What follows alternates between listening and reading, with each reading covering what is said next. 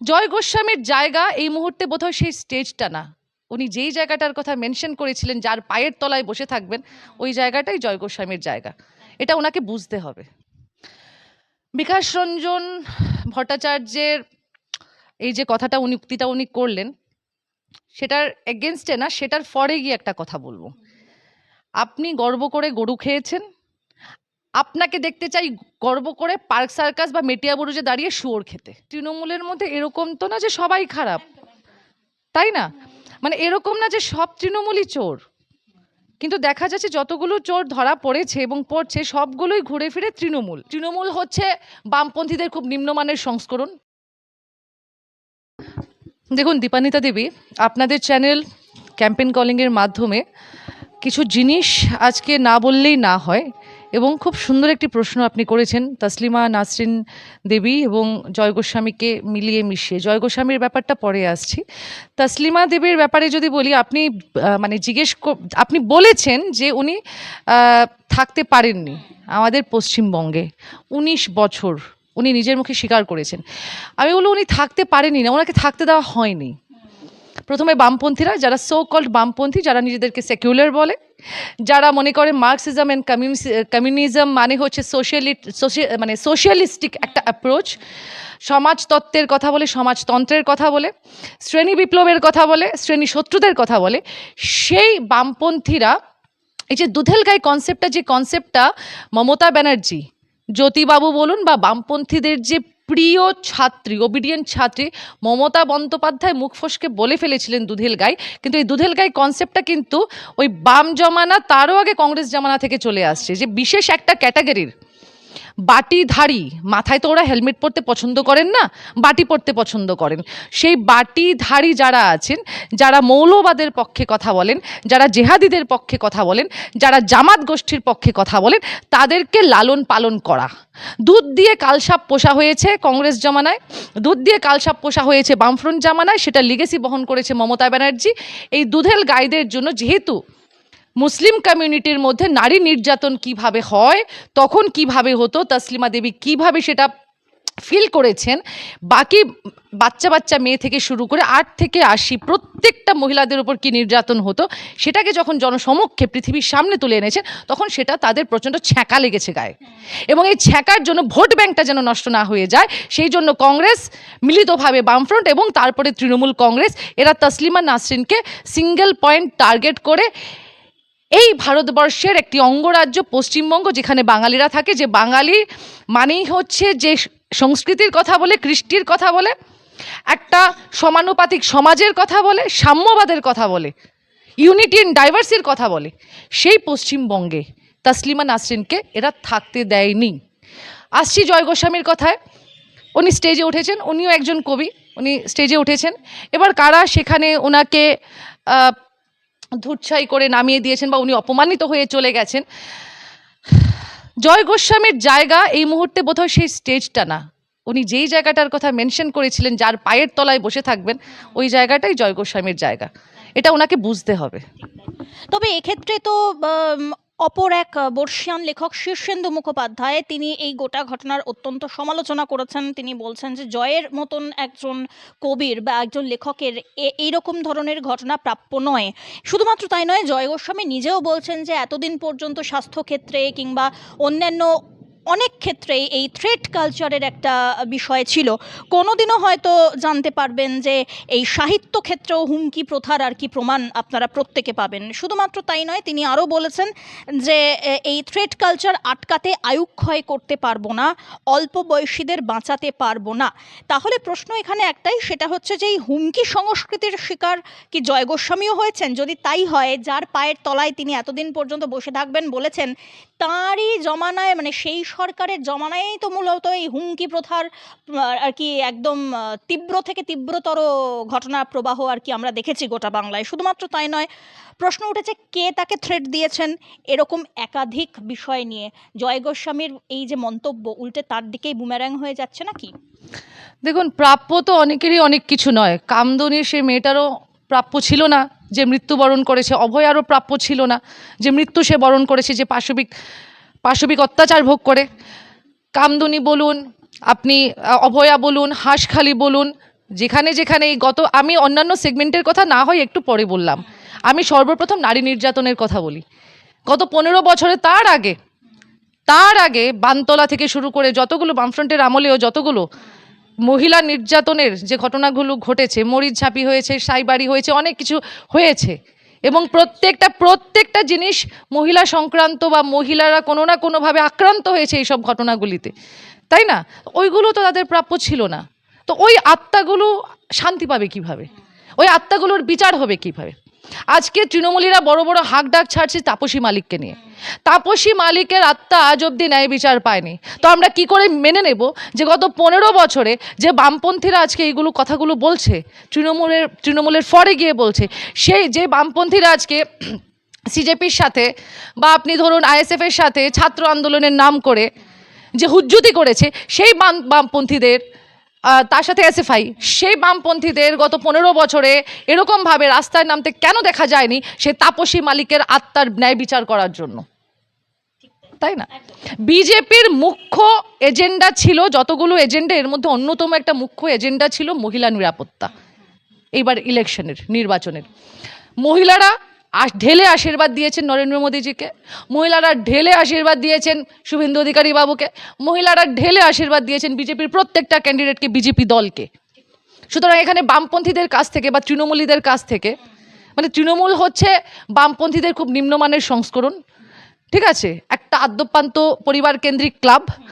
বামপন্থী, আমি যদি রাজনৈতিকভাবে বলি, বামপন্থীদের কাছ থেকে অ্যাটলিস্ট মহিলা সংক্রান্ত এবং কার কি প্রাপ্য ওই জ্ঞান অ্যাটলিস্ট বিজেপিকে নিতে হবে না, বা আমাদেরকে তো নিতে হবেই না, পশ্চিমবঙ্গের মানুষকেও নিতে হবে না। অপরদিকে দেখা গেল যে পরের দিন খোলা হাওয়া বলে একটি অনুষ্ঠান হলো, সেখানে নুসরাত জাহান এবং যশ তারা স্টেজে উঠলেন এবং তার সঙ্গে দেখা গিয়েছে বহু বিজেপি নেতৃত্বকে হেসে ছবি তুলতে। সেটা নিয়েও যথেষ্ট চর্চা শুরু হয়েছে এবং প্রশ্ন উঠছে যে সমাজ মাধ্যমে যে সমস্ত ছবি বিজেপি কর্মকর্তা থেকে শুরু করে নেতৃত্ব তারা শেয়ার করেছেন, সেখানে যশ নুসরাতকে দেখা গিয়েছে। নুসরাত জাহান তৃণমূল আমলে তিনি সাংসদ ছিলেন, এটাও আর কি অবশ্যই, এবং সেখানেই আর কি তথাকথিত বুদ্ধিজীবীরা প্রশ্ন করছেন যে নুসরাত জাহান যদি ওখানে স্টেজে উঠতে পারেন বা ছবি তুলতে পারেন, তাহলে বয়স্ক বেচারা জয় গোস্বামী কেন নয়? প্রোগ্রাম নিয়ে আমাদের বিশেষ কিছু বলার নেই, প্রোগ্রামটার নামই হচ্ছে খোলা হাওয়া। আমি ওইখানে ইনভাইটেড ছিলাম না, ওইখানে কার সাথে গিয়ে ছবি তুলেছে সেটা তাদের ম্যাটার। যেহেতু আমি ওই জায়গায় উপস্থিত ছিলাম না, আমি তো সেইভাবে কিছু বলতে পারবো না। খোলা হাওয়া মানে সবাই খোলাভাবেই হাওয়া নিয়েছেন, খেয়েছেন। এখন আমি একজন বিজেপির কার্যকর্তা, বিজেপির নেতা নেত্রীরা কিসের জন্য ছবি তুললেন না, ওনারা যখন ছবি তুলছিলেন তখন নুসরাত জাহান এসে দাঁড়িয়ে গেছেন, যশ ওনার বর উনি এসে দাঁড়িয়ে গেছেন। সেটা তো ওই মোমেন্টে কি হয়েছে, আবারও বলছি, ওই মোমেন্টে ওইখানে যারা উপস্থিত ছিলেন সেটা তাদের ম্যাটার। এবার নো ডাউট নুসরাত জাহান একজন সাংসদ ছিলেন এবং দুজনেই ভালো অভিনেতা অভিনেত্রী পশ্চিমবঙ্গের। তো সুতরাং আপনার সাথে এসে যদি কেউ দাঁড়ায় বা আমার সাথে যদি এসে কেউ গা ঘেঁষে দাঁড়ায়, তো আমি তো না বলাটা এটা সমীচীন নয়, এটা আমাদের শিক্ষা নয়, তাই না? তো যেখানে প্রতিবাদ করার প্রতিবাদ হয়েছে, প্রতিবাদ হবে। আইনি যা প্রতিবাদ করার বা আইনি যা মানে যদি নুসরাত জাহান ওনার এগেনস্টে কিছু অ্যালিগেশন যখন আছে, সেটা আইনিভাবে প্রসিডিং হবে। তার বাইরে এইখানে এরকম একটা সান্ধ্য আসরে কার সাথে কারা গিয়ে ফটো তুলেছে, আমার মনে হয় ওইটা নিয়ে মাথা না ঘামিয়ে এইটা নিয়ে মাথা ঘামানো প্রয়োজন। যে জয় গোস্বামী, আবারও বলছি, জয় গোস্বামী তখন এই গত 15 বছর কোথায় ছিলেন, যখন একটার পর একটা মানে নোংরা ঘটনা ঘটে গেছে, শিক্ষকরা চাকরি পায়নি, শিক্ষকরা যারা দিনের পর দিন বছরের পর বছর মাতঙ্গিনী হাজরার পাদদেশে বসেছিলেন, গান্ধীজির পাদদেশে বসেছিলেন ধর্মতলার দিকে, একটা কবিতা উনি লিখেছেন? লেখেননি তো, তাই না? তো উনি একটা লাইনও তো লেখেননি।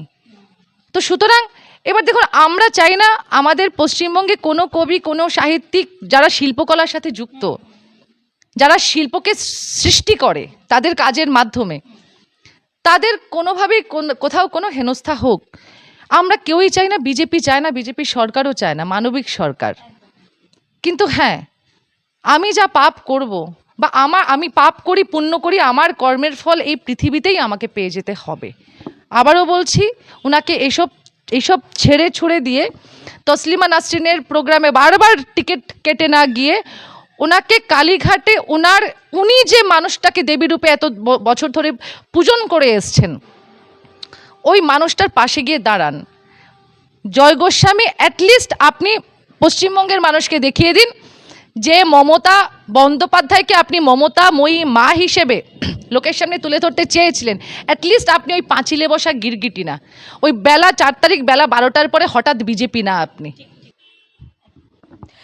এবারে একটু তৃণমূলের দিকে আসতে হচ্ছে, মানে মাদার তৃণমূলের দিকে, কারণ অভিষেক বন্দ্যোপাধ্যায় তিনি বারবার এই চোখের চিকিৎসার জন্য বিদেশে যাবেন বলে নানা জায়গায় গুহার লাগিয়েছিলেন। এবারে হাইকোর্ট থেকে সরাসরি তিনি গেলেন সুপ্রিম কোর্টে, এবং সেখানে যেরকমটাই আর কি, তার আর্জি আগামী 1 সপ্তাহের মধ্যে এই সমস্ত আবেদনের শুনানি করার জন্য কলকাতা হাইকোর্টকে নির্দেশ দিল সর্বোচ্চ আদালত। এবার বিচারপতি সূর্যকান্ত এবং বিচারপতি এই ভি মোহনার যে ডিভিশন বেঞ্চ, সেই মানে সেখান থেকেই আর্জি এসেছে যে হাইকোর্টে শুনানির বিলম্ব নিয়ে অভিষেকের আইনজীবীর যা আর্জি ছিল তারপরে নির্দিষ্ট সময়সীমা যে আগামী 1 সপ্তাহের মধ্যে এই বিষয়ে শুনানি করতেই হবে, এরকম একটি সময়সীমা বেঁধে দেওয়া হলো। তবে এখানে সবথেকে বড় বিষয় একটাই, সেটা হচ্ছে অভিষেক বন্দ্যোপাধ্যায়ের আবেদনে সুপ্রিম কোর্ট মাত্র 1 সপ্তাহের মধ্যে হাইকোর্টকে এই বিষয়ে শুনানি করতেই হবে যে সময়সীমা বেঁধে দিলেন। সাধারণ মানুষের ক্ষেত্রে কেন এত বিলম্ব হয় প্রত্যেকটা কেসের ক্ষেত্রে? কারণ সুপ্রিম কোর্টে দিনের পর দিন, মাসের পর মাস, বছরের পর বছর সাধারণ মানুষ হত্যে দিয়ে পড়ে থাকেন তাদের কেসের শুনানি নিয়ে। এটা সাবজুডিস ম্যাটার দীপান্বিতা দেবী। এই সাবজুডিস ম্যাটারে না বলে বরঞ্চ অন্য একটা অ্যাঙ্গেলে সেটাকে ভাবা যাক। বিজেপি তো সবসময় একটু অন্যভাবে ভাবে। অভিষেক ব্যানার্জিকে ধন্যবাদ জানাবো, ভাইপো অভিষেক ব্যানার্জিকে। আমরা মানে পশ্চিমবঙ্গের মানুষ তো জানে ওটা চোরটা চিটিংবাজ। এর বাইরে গিয়েও পশ্চিমবঙ্গের মানুষকে ধন্যবাদ জানানো উচিত অভিষেক ব্যানার্জিকে, কেননা ওনার এই যে চোখের অপারেশন নিয়ে যে দৌড়োদৌড়ি, হাইকোর্ট থেকে সুপ্রিম কোর্ট, দুদিন পর হয়তো ইন্টারন্যাশনাল কোর্টেও যাবেন, ঠিক আছে, এই যে দৌড়াদৌড়িটা সেটা দেখিয়ে দিয়েছে যে আদতে পশ্চিমবঙ্গের স্বাস্থ্য ব্যবস্থাটা কতটা ভঙ্গুর ছিল, কতটা কঙ্কালসার অবস্থা ছিল। এইরকম চোখের কন্ডিশন আমি মনে করি না যে শুধুমাত্র ভাইপো অভিষেক ব্যানার্জিরই আছে। আরও ভয়ানক চোখের কন্ডিশন আরও হয়তো অনেক সাধারণ মানুষের আছে।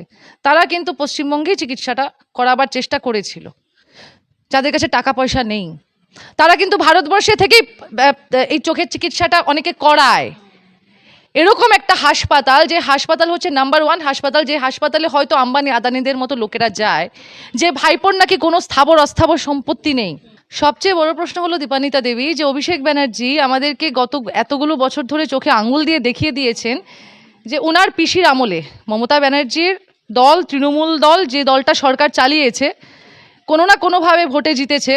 কিছু মানুষ ভোট দিয়েছে, 10% মানুষ ভোট দিয়েছে দিদিকে দেখে, বাকি 90% আমরা দেখেছি যে ভোট বাক্স নিয়েও চোঁচা দৌড়তে পুকুরের পাড় দিয়ে ব্যালট পেপার খেয়ে নিচ্ছে। তারপরে বাথরুমের মধ্যে ভোটারকে পাওয়া যাচ্ছে, মৃত গায়ক লেখকদের আত্মা এসে ভোট দিয়ে যাচ্ছে, যে কোনোভাবেই হোক ভোট ম্যানিপুলেট করে তৃণমূল ভোট করে জিতেছে। এবার কি করলো অভিষেক ব্যানার্জি? চালু করলো কি সেবাশ্রয়, একটা প্যারালাল মেডিকেল সিস্টেম। আমার পিসি একই ছাদের তলায় থাকছে, ভাইপো পিসি, তাই না? একই বাড়ির একই রক্ত, ভাইপো আর পিসি, পরম স্নেহের পুত্রসম ভাইপো পিসির, একই ছাদের তলায় থেকে পিসি বলছে পশ্চিমবঙ্গের স্বাস্থ্য ব্যবস্থা নাকি সাংঘাতিক ভালো, ওয়ার্ল্ড ক্লাস স্বাস্থ্য ব্যবস্থা। আর একই বাড়ির ছাদের তলায় থেকে ভাইপো একটা প্যারালাল সিস্টেম চালু করে দেখিয়ে দিচ্ছে যে পিসির স্বাস্থ্য ব্যবস্থা কতটা ভঙ্গুর। তার মানে ভাইপো এন্ড পিসি কোম্পানি এরা প্ল্যান করে পশ্চিমবঙ্গের মানুষের শুধু স্বাস্থ্য না, আমাদের যে মৌলিক অধিকারগুলো আছে, অন্ন, বস্ত্র, বাসস্থান, শিক্ষা, স্বাস্থ্য, এগুলোর দ্বারা প্রত্যেকটা সেগমেন্টে ঢুকে মানুষকে বিপর্যস্ত করার চেষ্টা করেছে, মানুষের প্রাণ নিয়ে খেলেছে, যার ফলে মানুষের প্রাণনাশ হয়েছে। এবং সবচেয়ে বড় কথা হচ্ছে যে সামাজিক নিরাপত্তা, আর্থিক নিরাপত্তা, এই দুটো জিনিস যেটা একটা সাধারণ মানুষ চায় তার সরকারের কাছ থেকে, এই দুটোকেই কম্প্রোমাইজ করেছে।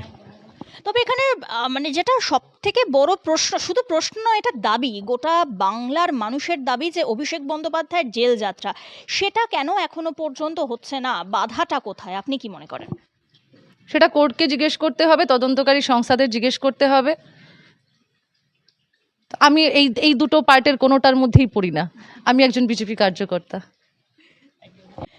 এদিকে গোমূত্র, গোবর এই সমস্ত নিয়ে গবেষণার জন্য অনেক অনেক টাকা খরচা করা হয়। তবে বিজ্ঞানের উপরে কোনো টাকা খরচা করতে রাজি নয়। এমনটাই বলছেন সরাসরি বিজেপি সরকারকে আর কি এক কথায় তাকে কটাক্ষ করে বিকাশ রঞ্জন ভট্টাচার্য। বিকাশ রঞ্জন ভট্টাচার্যের এই যে কথাটা উক্তিটা উনি করলেন, সেটার এগেনস্টে না, সেটার ফরে গিয়ে একটা কথা বলবো। আপনি গর্ব করে গরু খেয়েছেন, আপনাকে দেখতে চাই গর্ব করে পার্ক সার্কাস বা মেটিয়াবুরুজে দাঁড়িয়ে শুকরের মাংস খেতে। আপনি যেদিন এটা করতে পারবেন, সেদিন আপনি যা বলেন, আপনি যা উক্তি করেন, সেটাকে আমরা সিরিয়াসলি নেব। তিনি তো এও বলছেন যে সিপিএম এর ভয়ে বিজেপির রাতের ঘুম উড়ে গেছে। এটা সিপিএম রাত জেগে জেগে দেখছে যে বিজেপির রাতের ঘুম উড়ে গেছে। হ্যাঁ, ওরা রাত জেগে জেগে মনিটর করছে বিজেপির লোকেদের বাড়ির সামনে বসে থেকে, নেতাদের বাড়ির সামনে বসে থেকে। যদি রাতের ঘুম উড়েও যায়, বিজেপির নেতারা, কর্মীরা, কার্যকর্তারা তাদের বাড়িতেই বসে থাকে, খাটের উপর বসে থাকে। সিপিআইএমকে তাদের বাড়ি থেকে বেরোয় বিজেপির বাড়ির সামনে এসে বসে থাকতে হয় পেঁচার মতন চোখ বড় বড় করে। সিপিআইএমকে একটা উপদেশ দেব, দয়া করে আপনারা ওই কৌটো নাড়িয়ে নাড়িয়ে যা টাকা উঠবে সেগুলো দিয়ে dozen dozen under eye cream কিনুন, কেননা খুব তাড়াতাড়ি আপনাদের চোখের তলায় কালি পড়া পড়বে। অন্তিম পর্যায়ে কতগুলি প্রশ্ন না করলেই নয়। সেটি হচ্ছে, দিদি, এই যে বিজেপির মধ্যে যদি তৃণমূলীকরণ শুরু হয়, তা দলের অস্তিত্বর বিপদের মুখে ফেলবে। এবং রবিবার এক দলীয় কর্মসূচিতে একথা বললেন বিজেপির রাজ্য সভাপতি শ্রমিক ভট্টাচার্য। তিনি কর্মীদের উদ্দেশ্যে স্পষ্ট বার্তা দিয়েছেন, অন্য দলের রাজনৈতিক সংস্কৃতি অনুকরণ করা নয়, বরং বিজেপির নিজস্ব আদর্শ আর সংগঠনকে শক্তিশালী করাই এখন প্রধান লক্ষ্য হওয়া উচিত। তিনি বলেন, বিজেপি শুধুমাত্র এক রাজনৈতিক দলই নয়, একটি আদর্শ ভিত্তিক সংগঠন। সেই আদর্শ থেকে বিচ্যুতি ঘটলে দল দীর্ঘমেয়াদে ক্ষতিগ্রস্ত হবে। বিজেপির মধ্যে তৃণমূলীকরণ শুরু হয়ে গিয়েছে, এখন এসব বলে লাভ কি? এ কথাও কিন্তু এই প্রশ্ন উঠছে। আপনি কি উত্তর দেবেন? না, দেখুন, বর্তমানে আমাদের দলের সাংগঠনিক অভিভাবক হচ্ছেন শ্রমিক ভট্টাচার্য মহাশয়।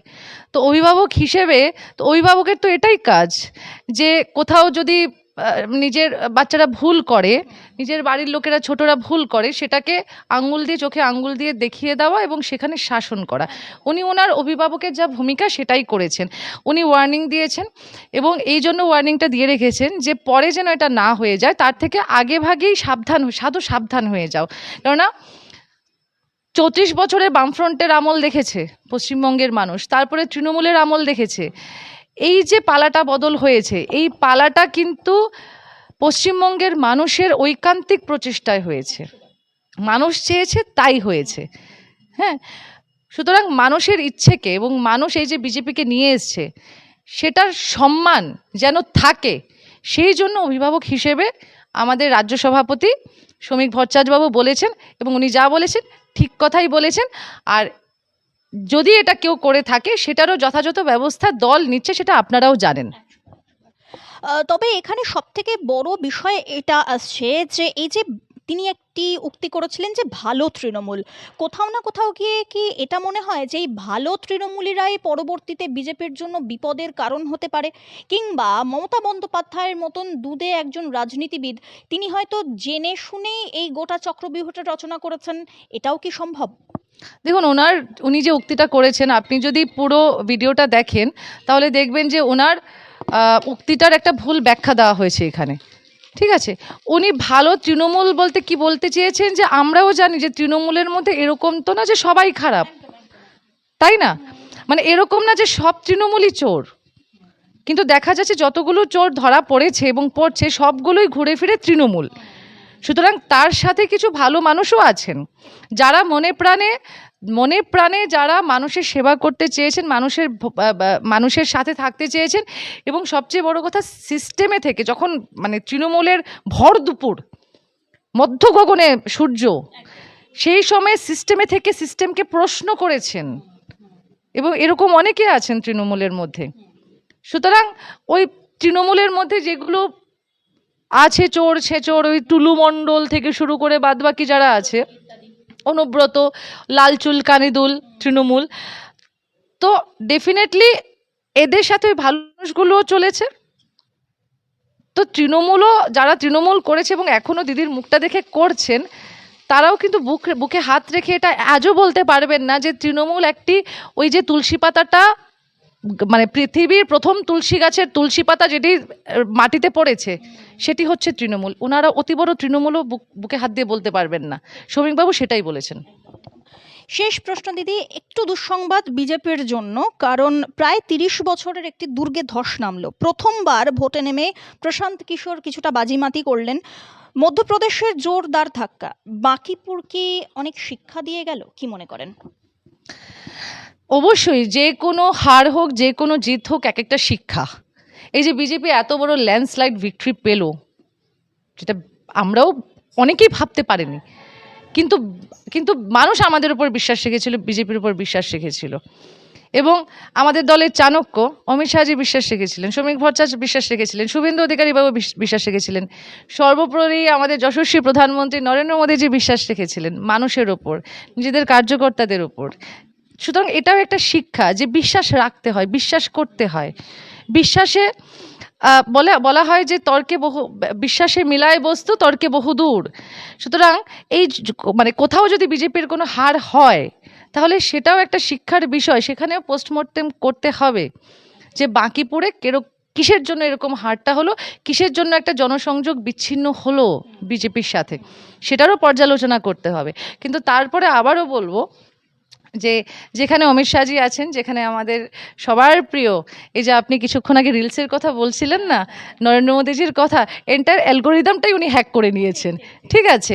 তো সুতরাং এই যে মাত্র 5টা না 6টা রিলস ছেড়েছেন, তো এই যে আমাদের যশস্বী প্রধানমন্ত্রী ওয়ার্ল্ড রেকর্ড ব্রেক করেছেন। সুতরাং এই যে আমাদের যশস্বী প্রধানমন্ত্রী নরেন্দ্র মোদীজি, ওনারা মনে রাখবেন, ওনারা যেভাবে চলছেন, দেশকে চালাচ্ছেন, দেশকে বিশ্বের দরবারে যে গতিতে এগিয়ে নিয়ে যাচ্ছেন, মানুষকে, দেশের মানুষকে যেভাবে সামনের সারিতে নিয়ে আসছেন, ঠিক আছে, প্রত্যেকটা ক্ষেত্রে ওই একটা কাহাওয়াত আছে না যে क्या মথুরা কি ঝাঁকি হে, কাশি अभी বাকি হে, মথুরা अभी বাকি হে, এরকম কিছু একটা আছে। আপনারা সেটা ঠিক করে নেবেন পরে। ঠিক আছে, মানুষের উপর ছেড়ে দিলাম ওই মুহাবরাটা বলার জন্য। তো ওইটা দেখবেন, আপনারা অতি শীঘ্রই দেখবেন। অনেক অনেক ধন্যবাদ দিদি আমাদের সঙ্গে থাকার জন্য।